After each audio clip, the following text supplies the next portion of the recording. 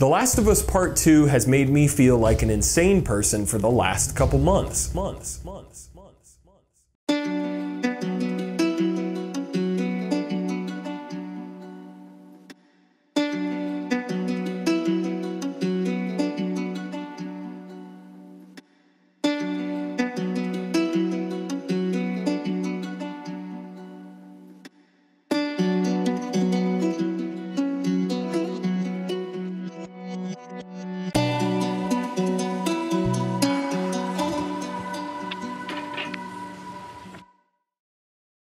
The Last of Us Part 2 is a fantastic game.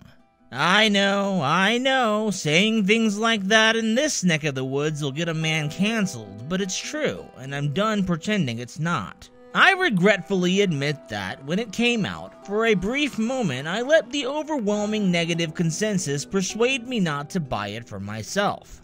It was only when a friend of mine insisted that I borrow his copy that I decided to continue Ellie's story and, well, I'll say it again. The Last of Us Part 2 is a fantastic game. I was a much different person when I played The Last of Us. It was 2013 and I was on break from college. I spent much of my time either playing video games, watching the occasional anime, or working at the same Applebee's location I'd worked at for 3 years. It was the year I launched a little website called Pixcelation Entertainment, and it was the year before my entire world would be turned upside down with a trifecta of losses. It was this year that I picked up a copy of The Last of Us at a local Redbox location, put it into my PlayStation 3, and lost myself in the Cordyceps apocalypse. To fully explain why The Last of Us Part 2 is so fantastic, I want to discuss why the original game was brilliant, and the best way to do that is to discuss how scary nature can be.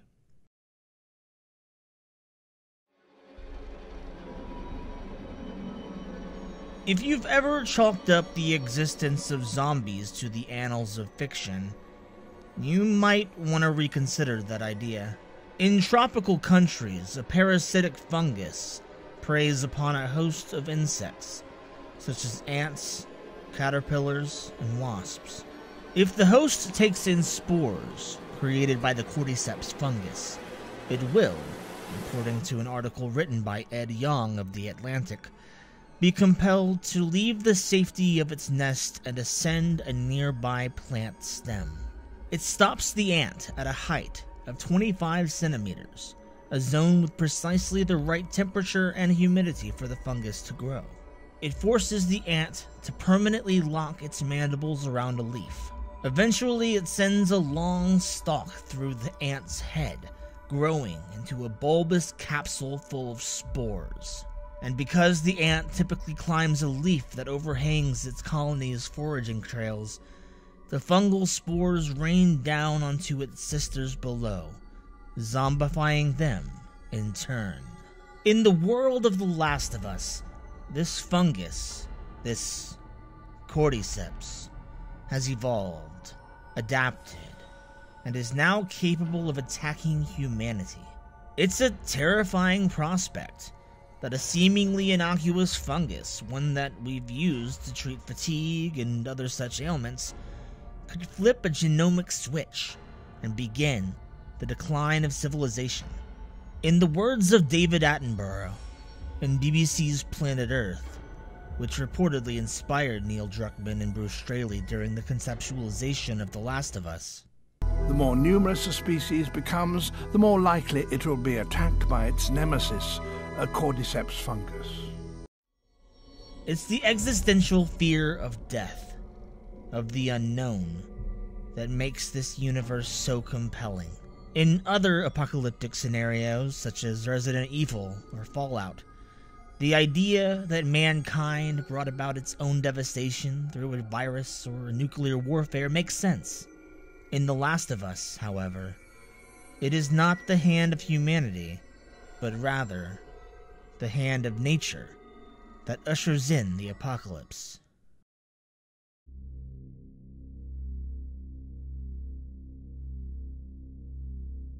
The Last of Us puts players in the shoes of Joel Miller, a carpenter on the night the world falls apart. In fact, for much of the opening sequence, we play as his daughter, Sarah, until she's injured in a car accident, at which point we assume control of Joel.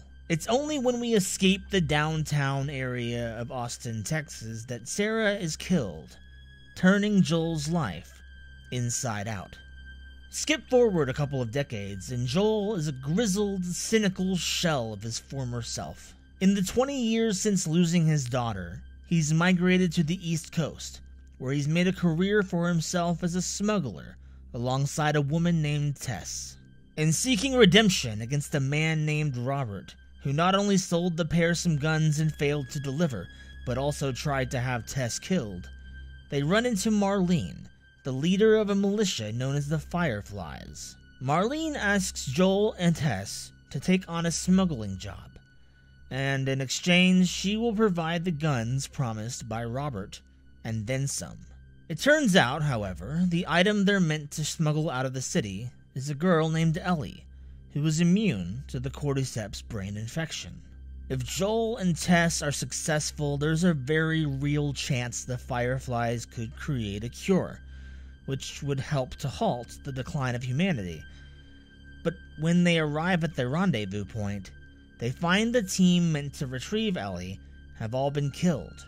To make a bad situation worse, it's revealed that Tess has been infected, and after firmly insisting that Joel get Ellie to the Fireflies so her sacrifice is not for nothing, spends her final moments ensuring that they make it out of an ambush.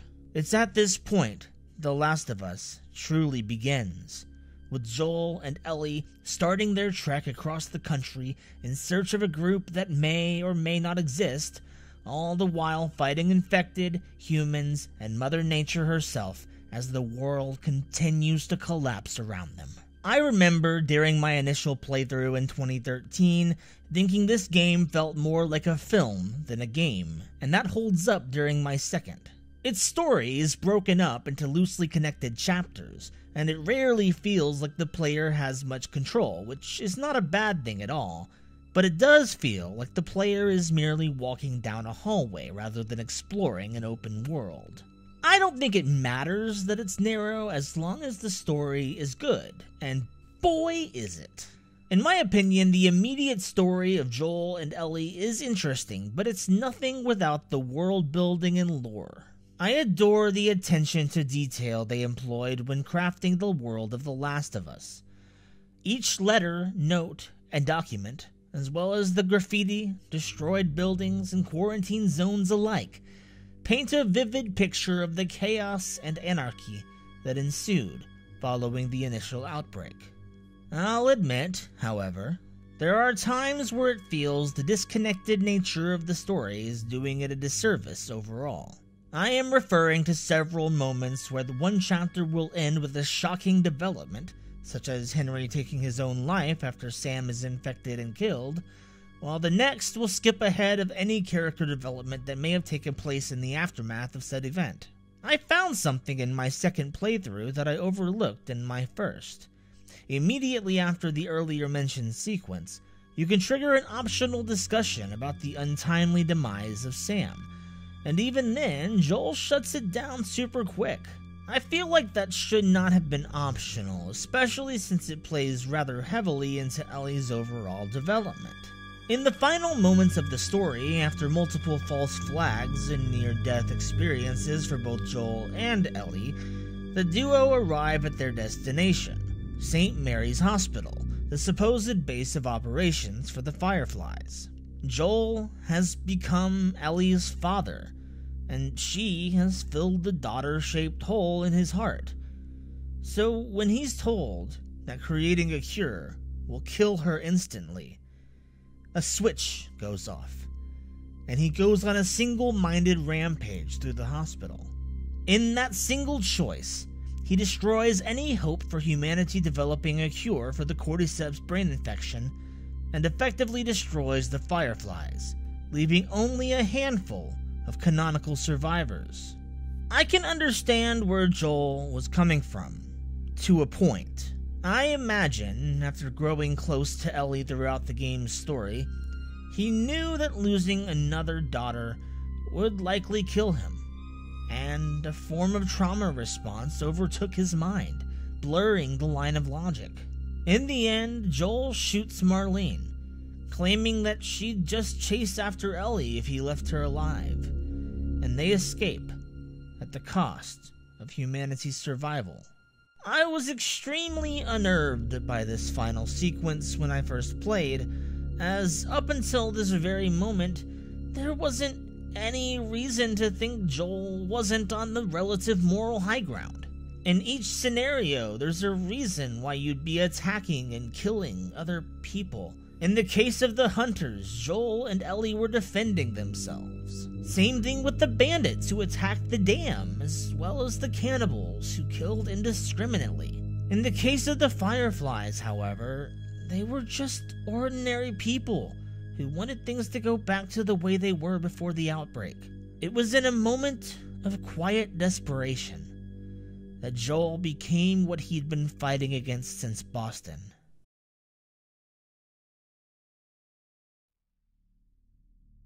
It's then that we turn to The Last of Us Part 2. In the lead up to its release, the hype was unreal. It was another story entirely upon launch. It was review bombed on Metacritic, where at the time of writing this, it has a critic score of 94 and a user score of 5.6, featuring some interesting complaints.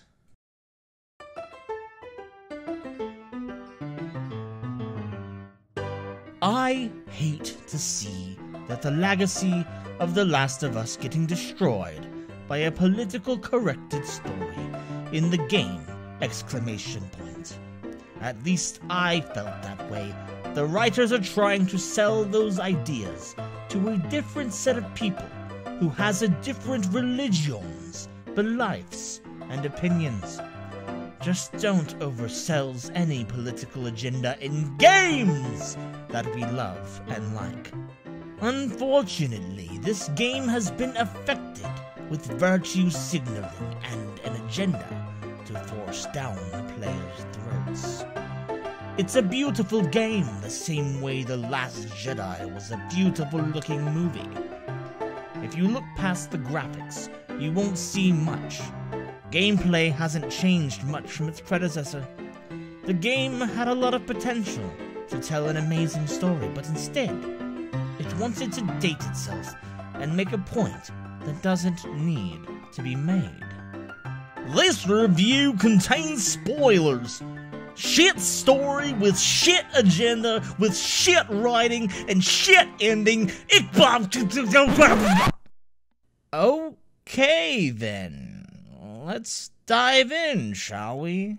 I think one of the first things I noticed in The Last of Us Part 2 was the beautiful visuals in both Jackson and downtown Seattle. It's very clear that it was developed with the PS4 in mind, as not even the port of the first game looks this good. I don't usually do this, but I remember gasping in delight at how crisp the scenery was as Joel rides his horse through the forest. It's beautiful.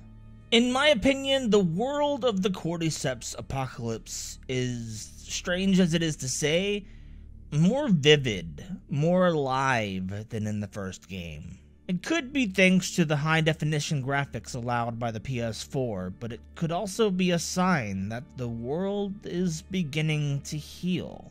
I had a lot of fun exploring the ruins of downtown Seattle, from the overgrowth that's reclaimed the streets, to the newly formed river rapids where intersections used to be, to the abandoned convention center that reminded me of the before times. In The Last of Us Part 2, we assumed the role of Ellie, 4 years after Joel single-handedly eradicated humanity's hope for survival and lied about it. In the time since, they've made a life for themselves in the settlement of Jackson, along with Joel's brother Tommy and his wife Maria. It's quite interesting how the writers were able to organically craft a normal life for Ellie. Well, normal by our standards at least. She begins the story by waking up with a hangover from a party the previous night, which tells us right away this is not the same world she was raised in, but at the same time, it is the same world. It's the natural progression a world like this would take after a quarter century of being ravaged by an apocalypse. I want to take a moment to discuss a few of the criticisms that I've seen in the discourse. It might be apparent by now, but I think that this game was by no means perfect, but it doesn't deserve most of the vitriol and venom it's received since launch. 1. Joel's death makes no sense. It's not realistic for Joel and Tommy to blindly follow Abby to the cottage, especially when they had no idea who she was. It's not entirely out of character for Joel to trust people he barely knows. In the first game, after escaping the hunters, Joel and Ellie encounter Henry and Sam, a pair of brothers who attack the old man, stopping only once they realize he has a child with him. In this situation, Joel doesn't have a clue who these people are, nor does he care, but he sees teaming up with them as a means to an end, survival.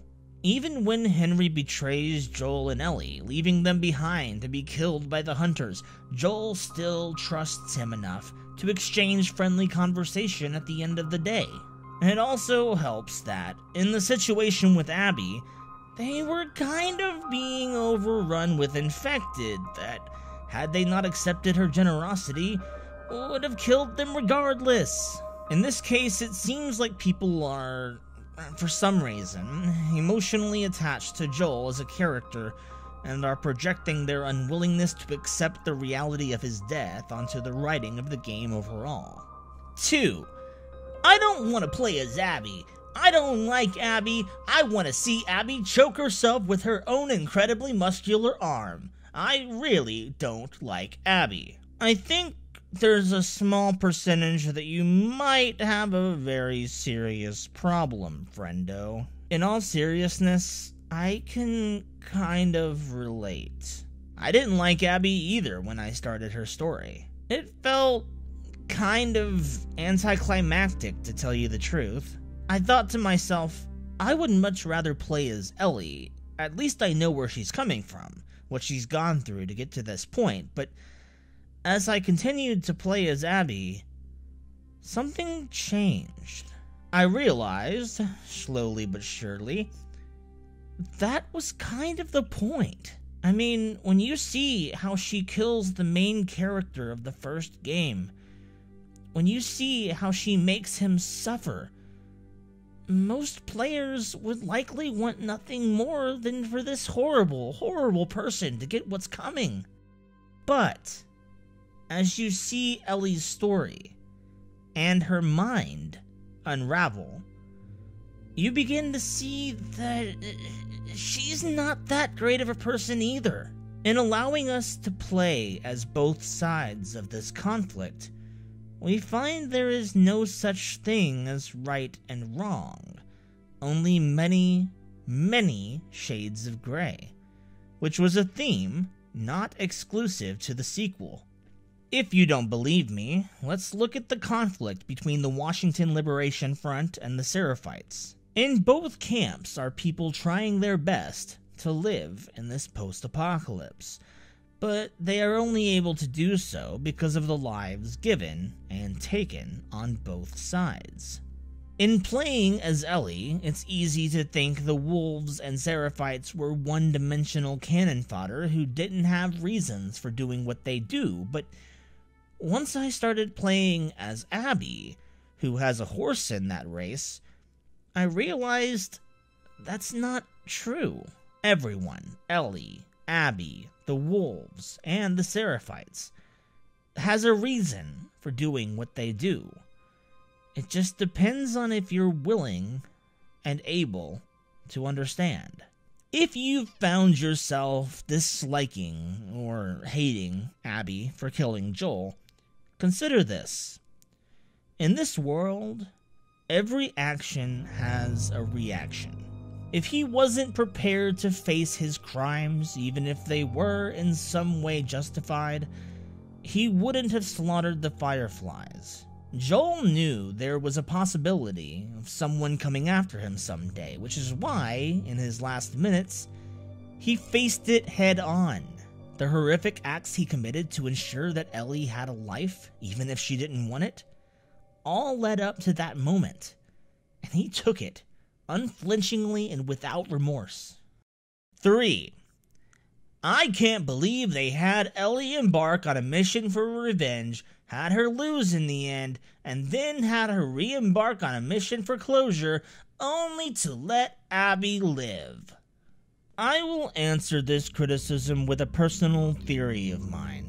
In my opinion, Abby is meant to be the natural successor to Joel, not Ellie. If you're still with me, let me explain. In The Last of Us Part 2, as in the first game, Ellie has a knife equipped that doesn't break and can use it to stealth kill clickers, some of the most annoying and terrifying infected enemies. I enjoyed this option as it allowed me to save ammunition and materials for future crafting, but as I shifted into Abby's storyline, there was no knife, so to stealth kill clickers, I would have to craft shivs, which are a finite resource when you're also trying to stay stocked up with health kits or Molotov cocktails or arrows for your crossbow. It provided a new level of difficulty, as if I didn't have the resources to make shivs, the only other option was to hold my breath and hope I could land a headshot with my crossbow or silenced pistol. I didn't think this meant anything until I had already beaten the game, at which point I wanted to give the first game another shot, and, well, it was then I realized something. Abby and Joel have a nearly identical combat scheme. In The Last of Us, Joel cannot stealth kill clickers without first crafting shivs. I could be overthinking this, and it might just be a coincidence, but when Ellie is spared by Abby in the theater, and Ellie chooses instead to chase her down to Santa Barbara for a fight that honestly doesn't mean anything at this juncture, we are meant to side more with Abby than Ellie. I believe that in that final moment, when Ellie could have killed Abby but didn't, she knew it too. At that moment, she recognized that she'd become the villain, that she'd let her quest for revenge chase away anything in her life that was good, all for this moment where she could take the life of someone who'd been tortured and beaten as a slave for months. At that moment, she thought of Joel, of the conversation they had before he died, and she stopped in her tracks. If she followed through with killing Abby, there's always a possibility that, in a handful of years, Lev, the Ellie to Abby's Joel, would chase her down and take her life. It would be a tragic, unending cycle, and instead of propagating it, she chose to break it. The Last of Us Part 2 is a beautiful and unsettling experience. It is not meant to make you feel good by any stretch of the imagination, but it's still beautiful. It showcases the dark side of humanity in a raw, unfiltered style, leaving us to wonder where the story goes from here. It, in my opinion, delivers a wholly satisfying and darkly reverent continuation of the series that captured our imagination all those years ago. And I genuinely hope to get another sequel someday.